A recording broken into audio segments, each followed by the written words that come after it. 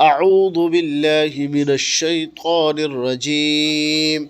بسم الله الرحمن الرحيم. يا أيها المزمل قم الليل إلا قليلا نصفه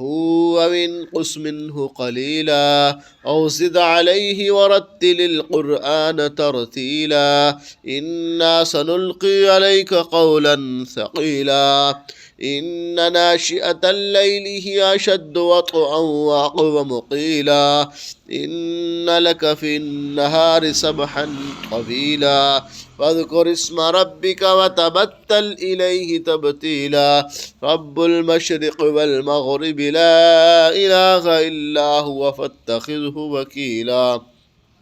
واصبر على ما يقولون واهجرهم هجرا جميلا وذرني والمكذبين أولي النعمة ومهلهم قليلا إن لدينا أنكالا وجحيما وطعاما ذا غصة وعذابا أليما يوم ترجف الأرض والجبال وكانت الجبال كثيبا مهيلا إنا أرسلنا إليكم رسولا شاهدا عليكم كما أرسلنا إلى فرعون رسولا فعصى فرعون الرسول فأخذناه أخذا وبيلا فكيف تتقون إن كفرتم يوما يجعل الولدان شيبا السماء منفطر به كان وعده مفعولا إن هذه تذكرة فمن شاء اتخذ إلى ربه سبيلا إن ربك يعلم أنك تقوم أدنى من ثلثي الليل ونصفه وثلثه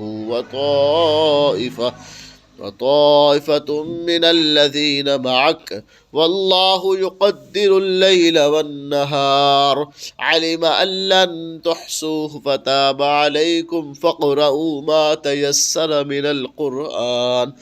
علم أن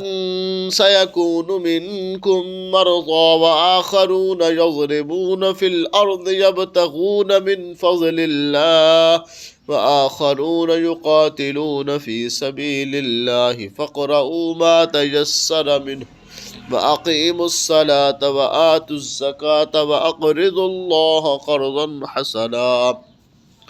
وما تقدموا لأنفسكم من خير تجدوه عند الله هو خيرا وأعظم أجرا واستغفروا الله إن الله غفور رحيم.